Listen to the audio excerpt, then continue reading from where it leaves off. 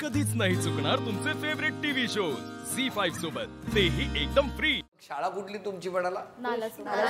KMPD Krishna Patil Deshmukh विद्यालय। पहिल्या 10 जणांमध्ये तुमच्या 6 जणींपैकी कधीच कोणाचा नंबर का नाही आला?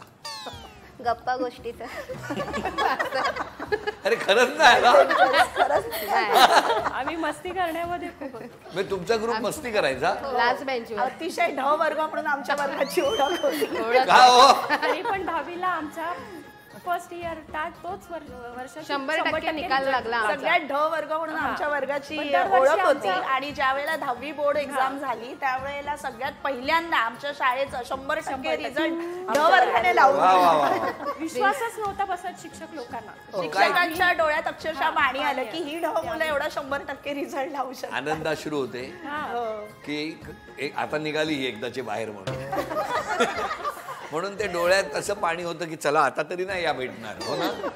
पण शाळेतले शिक्षक कोणी आठवतात तुम्हाला? गणिताच्या शिक्षक आठवतात कोण? मी दररोज मार खायचे त्यांचा, अच्छा. म्हात्रे मॅडम म्हणून।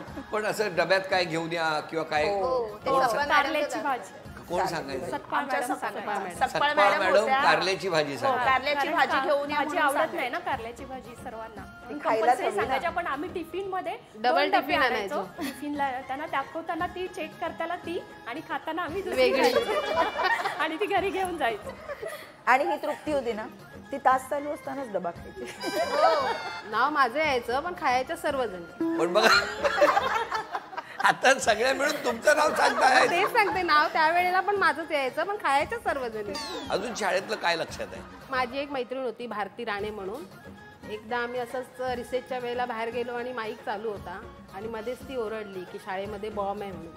पण माईकवर आणि पण ते रिसेस होती त्याच्यामुळे फक्त प्रिन्सिपलच्या ऑफिसमध्येच ऐकायला गेलं। त्यावेळेला प्रिन्सिपलने आम्हाला बोलवून घेतलेलं आतमध्ये। मग काय ओरडल्या तुम्हाला?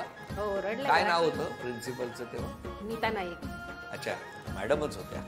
भारतीच गेलेली आतमध्ये, मी नाही गेलेली। मग भारती आत गेल्या? भारती राणे म्हणून होती, एकटीच आत गेली? तिलाच पाठवलं आतमध्ये, मी नाही गेली। का? तीच ओरडलेली।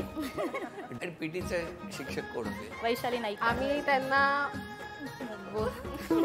डॉन नावाने डॉन बोलायचं। नावाने हात मारायचो। हा स्ट्रिक्ट पण होते? स्ट्रिक होत्या, प्रेमळ पण होत्या पण स्ट्रिक पण होत्या। पण तुमचं लग्न कसं झालं? माझं अरेंज मॅरेजच झालं 9 जूनला।